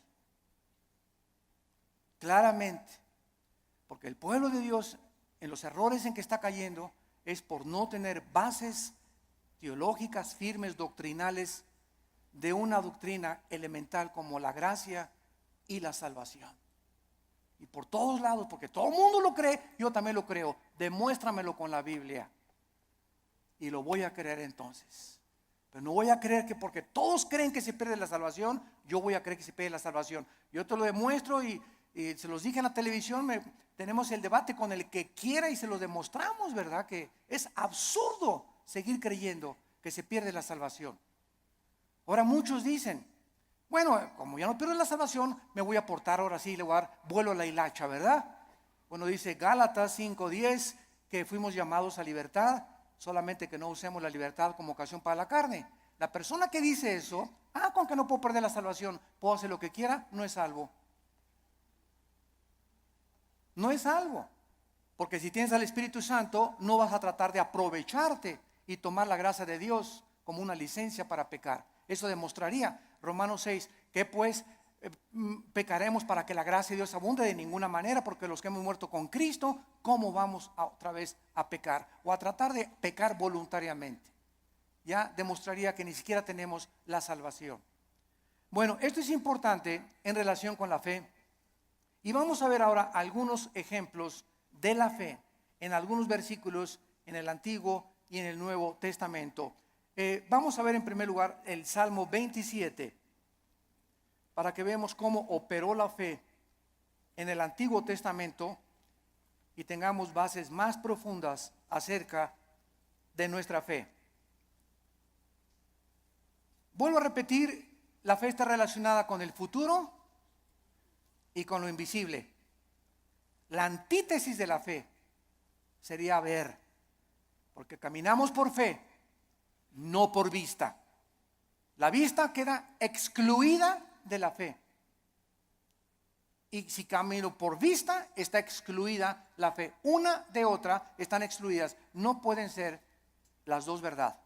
O camino por fe sin ver, o veo y ya no camino por fe. ¿Está claro? Es muy importante aceptar este concepto. Si caminamos por vista, ya no necesito la fe. Si camino por fe, no necesito la vista. Cada una excluye, insisto, la otra. Esto es contrario a lo que el mundo dice. Ver para creer. Esa es la filosofía del mundo. Esa es la dimensión en la que el mundo se mueve. Nosotros hemos entrado a otra dimensión totalmente que dice lo contrario, que necesito primero creer para poder ver. Dice el Salmo 27, versículo 13, cuando David se encontraba afligido, perseguido por Saúl, sin trabajo, escondido en una cueva, criticado, sus hijos de David se volvieron contra él. Bueno, el pobre David, ¿verdad?, tenía todo tipo de tribulaciones iguales a las que tenemos muchos de nosotros. Y David nos manifiesta y nos exhibe una verdad preciosa. Y dice el Salmo 27:13, hubiera yo desmayado, me hubiera tirado la toalla, me hubiera yo desalentado, ya hubiera querido ya ni siquiera ser cristiano, ya ni siquiera quería ir a la iglesia, ya estaba harto. Si yo hubiera mantenido esta actitud mental, hubiera yo desmayado. Me hubiera tirado ya al suelo, ya no quiero ni siquiera vivir. Estoy harto de todo, de mis papás, de la iglesia, de esto, del gobierno. Y sobran cosas que nos pueden llegar a pensar esto. A menos que, repito, seas San Anselmo. Pero todo cristiano llegamos a estar, ¿verdad?, hasta, decimos vulgarmente en México, hasta el gorro. ¿No te has sentido así? No levante la mano. Porque estoy seguro que todos la levantaríamos. Si no has experimentado esto, lo vas a experimentar cuando estés casado, o cuando no estés, o cuando nazcan los hijos, o cuando nazcan los nietos. Pero todos, hay muchas épocas en la vida en la que nos llegamos a sentir tan oprimidos por los problemas que ya no quisiéramos ni siquiera vivir. ¿Quiénes son los suicidas? Las personas que se les ha cerrado totalmente el mundo, se han sentido sin ninguna ventana, sin ninguna luz, sin ninguna esperanza, sin ninguna solución más que dejar de vivir, escaparse por una puerta falsa. Y dice David que él había llegado a esa situación, y entonces encontramos lo que lo salvó: si no creyera. Si no creyera, ¿qué veré? Primero, ¿qué cosa? Creyó, y después venía la vista. Si yo no hubiera creído que voy a salir de esta situación y que Dios me va a mandar otro esposo, otro novio, que viene el trabajo, si yo no hubiera creído en las promesas de Dios, ya desde cuándo me hubiera aventado desde el puente hasta abajo. ¿Qué es lo que nos sostiene? Creer lo que Dios nos ha dicho. Esa es la fe, lo que nos ha dicho en su palabra. Hubiera yo desmayado si no creyes. Y dice 1 Pedro 1:5 que somos guardados por el poder de Dios mediante la fe. En otras palabras, cuando nos encontremos así, y créame que muchas veces al mes yo llego así en la noche, en la mañana cuando me levanto, con el Señor, cansado, ¿verdad? Con problemas, presiones emocionales, el mundo, el petróleo, la caída del dólar, problemas aquí, problemas allá, familiares. Bueno, sobran cosas para desalentarnos en la vida, sobran cosas para amargarnos, sobran cosas para desilusionarnos. Entonces ahí es cuando, en lugar de que te desmayes y te rindas y digas, tiro la toalla, me bajo del caballo, ya no quiero, andamos así con el caballo, cayéndonos del caballo. En ese momento recuerdo, oh Señor, tú eres poderoso, tú eres grande, soberano, y comienzas a sentir otra vez en el caballo y agarras las riendas. Señor, aunque no lo vea, y aunque vea todo que se está cayendo y no vea soluciones y vea el cuadro oscuro a mi alrededor, oh Dios, yo sé que tal vez hoy en la tarde o mañana veré tu bondad. Me vas a sacar del pozo de la desesperación, me vas a pintar un nuevo futuro, vas a solucionar mis problemas, y por eso sigo en mi caballo y rajámonos pinto, cónchele velocidad y vamos adelante. No te me rajes, México lindo y querido.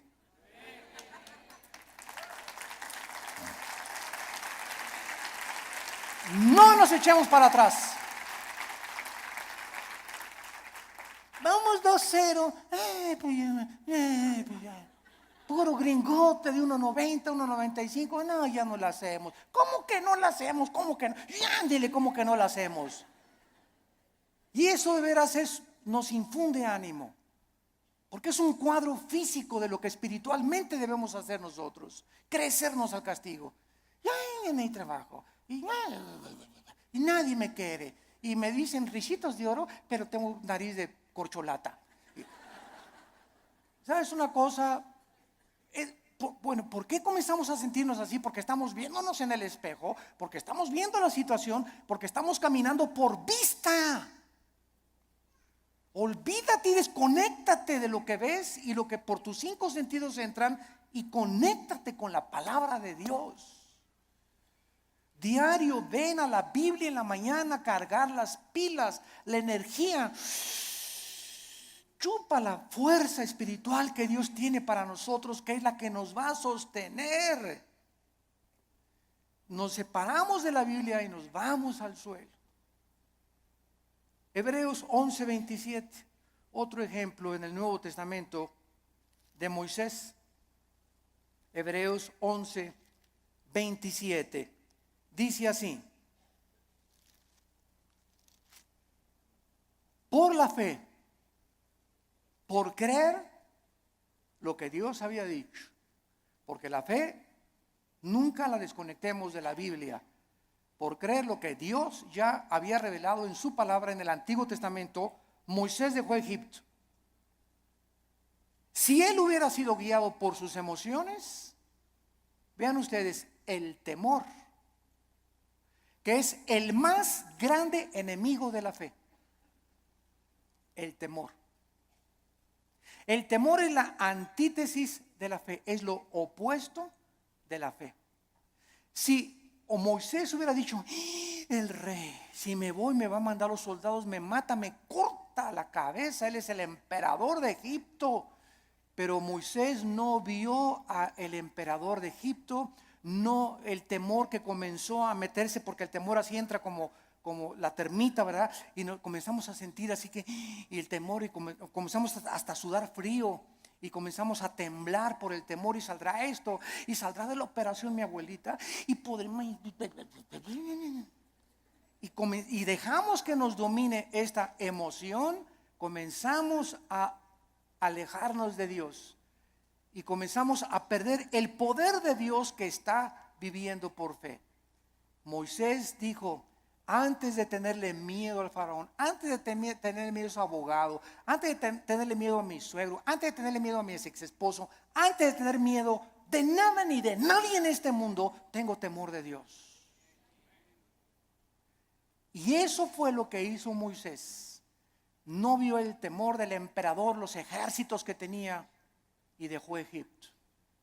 No fue gobernado por el temor, sino creyó lo que Dios le había dicho y venció sus emociones. Porque se sostuvo como viendo físicamente a Dios. ¿Eso dice? Este está en tercera de Pancho 3:1. Porque se sostuvo viendo algo que no se veían con sus ojos, ni se experimentaba empíricamente con sus 5 sentidos. Se sostuvo por algo que nadie podía ver, pero él sí podía ver, y podemos ver los cristianos, que es a Dios. Viendo al invisible. ¿Con qué ojos lo vemos? Con los ojos de la fe. Es un par de ojos que el Espíritu Santo nos ha entregado que el mundo no tiene. Vemos no lo que vemos, vemos las cosas que no se ven, porque las que no se ven son más reales que las que se ven. Esto fue lo que hizo que Moisés se pudiera sostener. La fe nos capacita para ver lo que el mundo no puede ver. No hay trabajo, no hay esto, no hay aquello. El mundo, terremotos, se cae.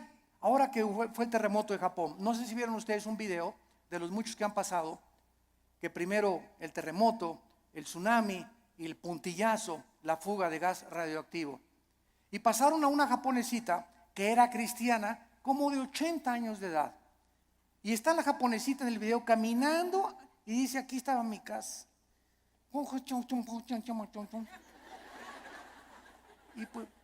Y para todos lados estaba viendo, y ahí estaban mis hijos, y ahí vivía mi sobrino, y se queda la japonesita como de 80 años de edad, sin nada ni nadie en el mundo,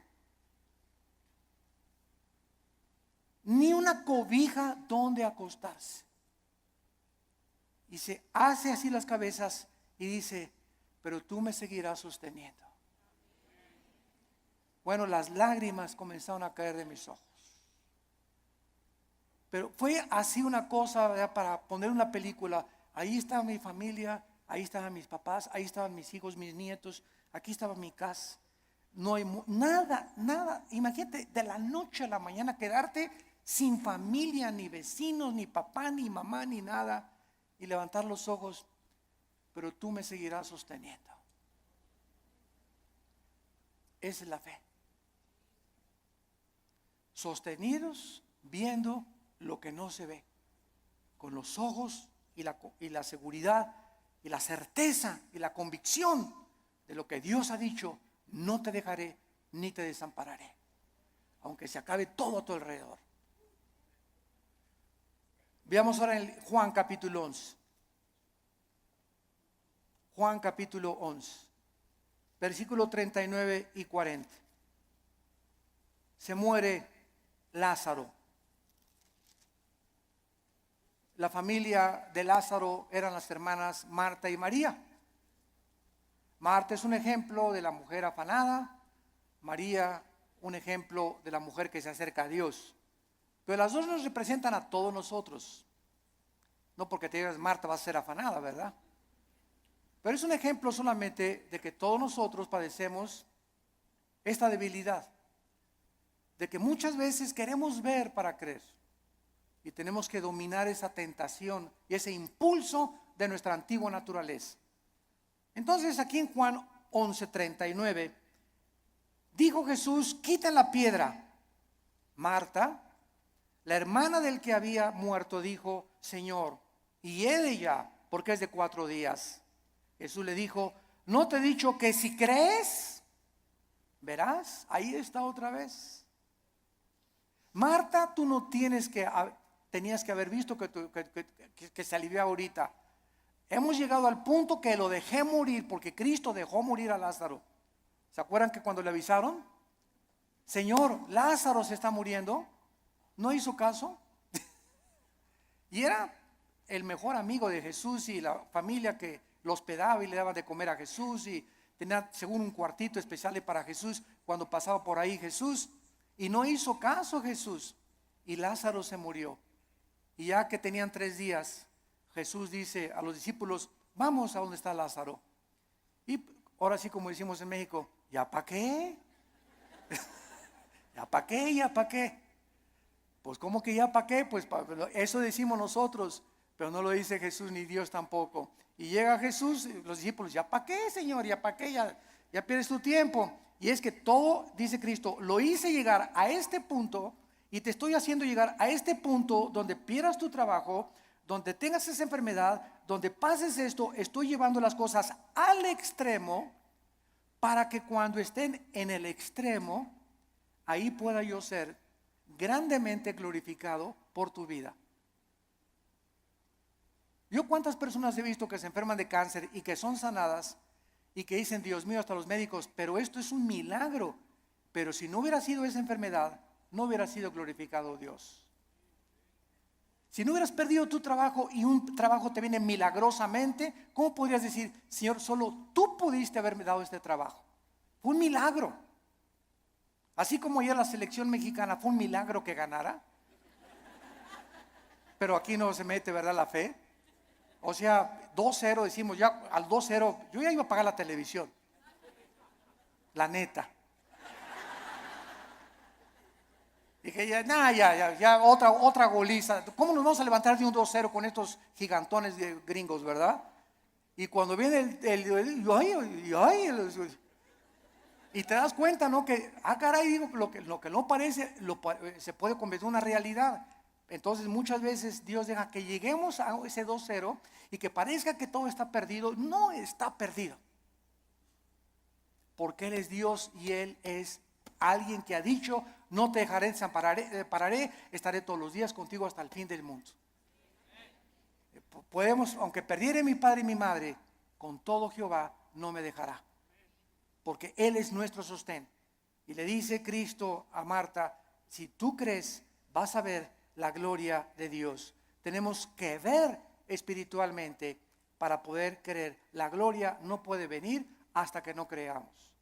Por ejemplo, en el área económica, en el área matrimonial, en el área de relaciones sociales, en el área de nuestras amistades, en todo esto se cumple primero creer para ver.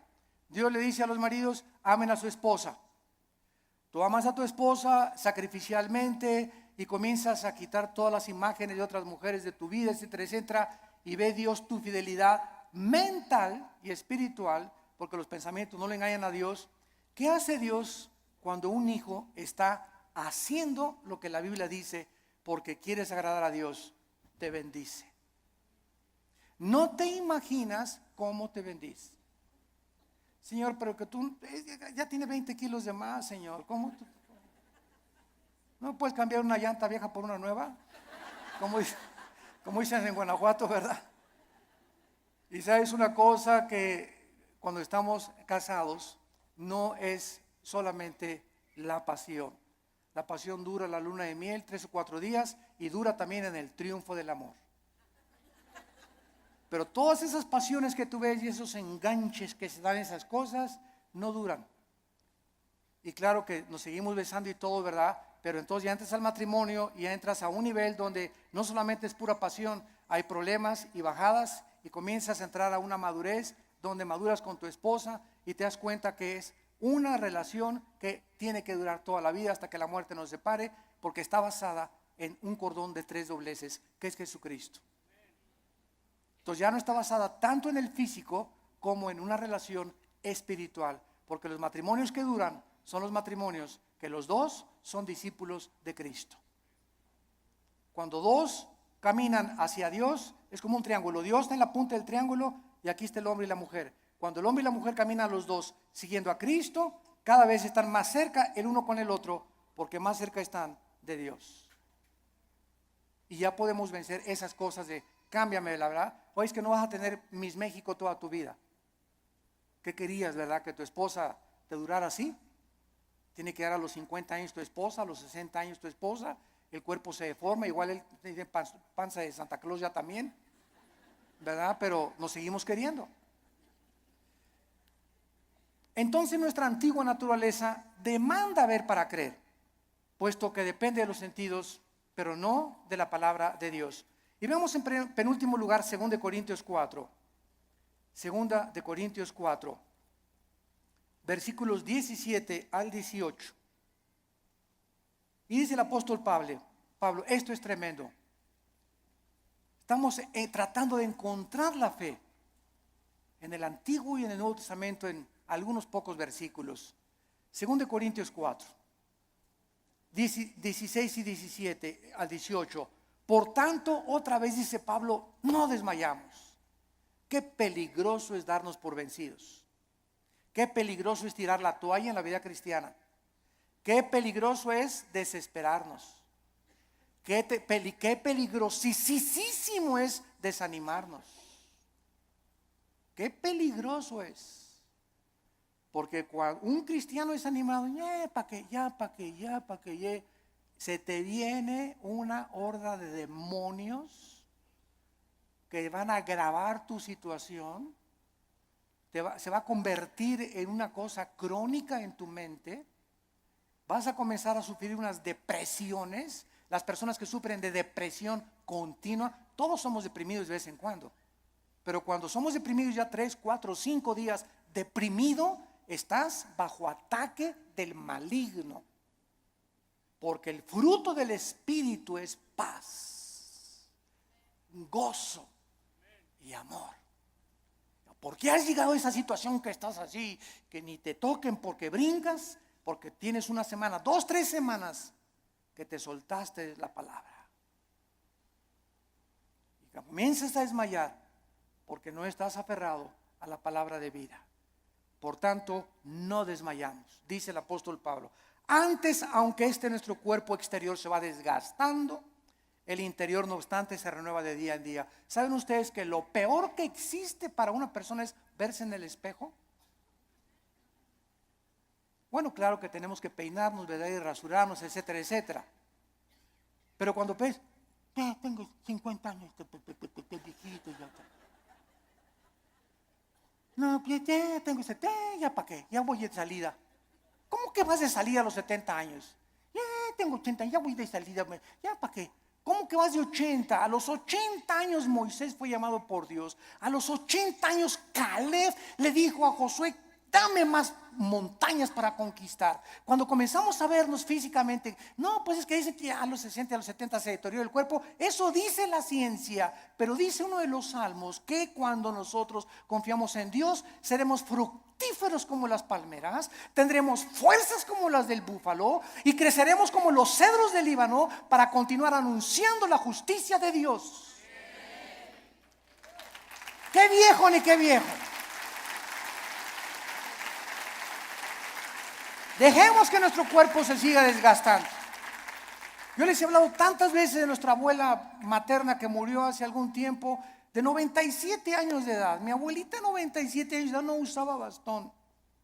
Nunca se convirtió a los casi 80 años de edad, después de haber sido 30 años presidenta de la Acción Católica de México. A los 80 años de edad, vivió todavía 17 años más a los 97 en sus 5 sentidos. Y se levantaba a las 7 de la mañana, se emperifollaba y se ponía su loción Sanborns, se cubría todo, ¿verdad? Y caminaba, era la loción famosa en aquel tiempo, ¿verdad? Y la más barata también.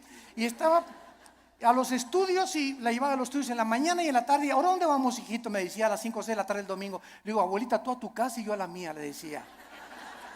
Porque todavía traía cuerda a los 95, 96 años, traía cuerda todavía, porque, a ver, y vamos a ver una película mejor de Walt Disney, ¿no? Y llévame a cenar, abuelita, que me desgastas, abuelita, me dio más de 50 años de edad, pero ¿qué era lo que la sostenía ella? Y que era, nunca, siempre el gozo, siempre contenta, ¿verdad? Regañando a todos y por aquí y por allá. Se parece mucho a mi mamá, ahorita ustedes la conocen a la generala y mamá, ¿verdad? Sobre todo los que van a Liti. Pero esa es energía que necesitamos tener. Y no estar, ya tengo, cacle. El interior se va renovando. Y este cuerpo corrupto vas a echar a los gusanos y al panteón y vamos a resucitar. Así como una semilla contiene un árbol y fruto y ramas, esa semilla, ahí está todo. Así cuando se siembra va a resucitar en un cuerpo glorificado. Y nos vamos a ver, y cuál cacle ni qué nada, ¿verdad? Sino que tenemos que mantener esa energía y esas fuerzas, esas ganas para vivir para Dios. Porque los que se mueren pronto son los que no tienen ganas de vivir para Dios. Ya, para que ya yo llegué, ya voy de salida. Tienes que hablarle a tus nietos y tienes que hablarle a tus viejitas y tienes que ir a los asilos a predicar. No te encierres nada más, cacle. Nada, hay mucho que hacer todavía. La energía la tenemos por dentro y olvídate por afuera. No te veas en el espejo, ve lo que Dios está haciendo internamente con tu alma. Dice Pablo, porque esta leve tribulación momentánea, miren nada más cómo considera Pablo la vida. En primer lugar, los problemas, las aflicciones y los sufrimientos son leves. Dice Pablo, es como si un mosquito me hubiera picado. Todo lo que he sufrido, las pedradas, la persecución, me arrastraron, mis hijos me dejaron, a mi esposa las violaron, fui castigado por Dios.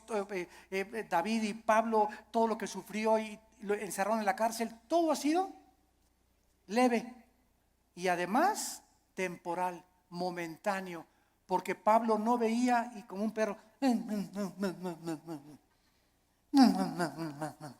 pobre de mí, ya no me quieren ni mis nietos, se acuerdan de mí, ya nadie me quiere. Y comienza a ser como un perro ahí en el rincón, lamiendo tus heridas y compadeciéndote, y esa autolástima que va a hacer que te hundas y te pintes más rápido. Que te vayas, más rápido.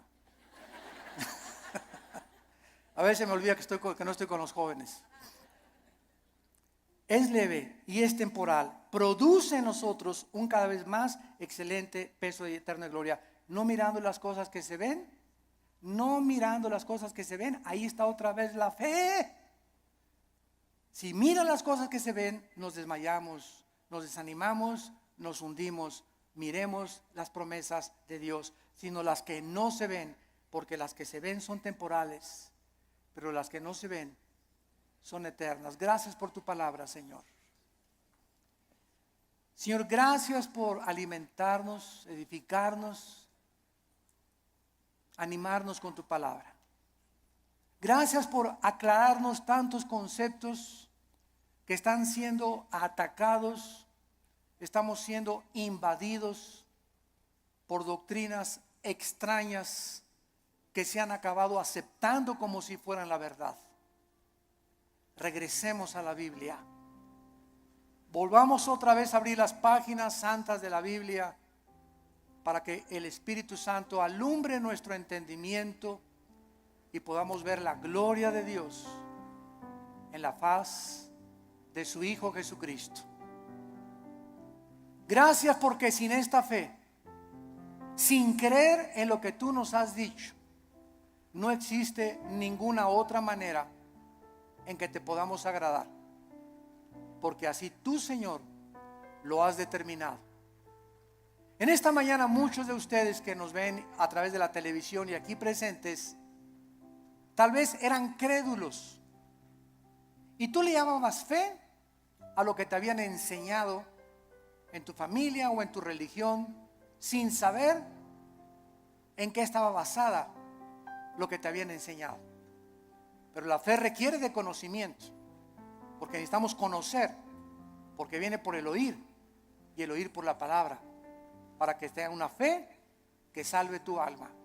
Ven a Cristo en esta mañana, entrégale tu vida diciéndole estas palabras: Señor, te doy gracias porque creo que en la cruz tu Hijo Jesús murió en mi lugar, que a los 3 días Él no se quedó en la tumba, tú lo levantaste de entre los muertos, dándome la garantía que yo también volveré a vivir juntamente con Él.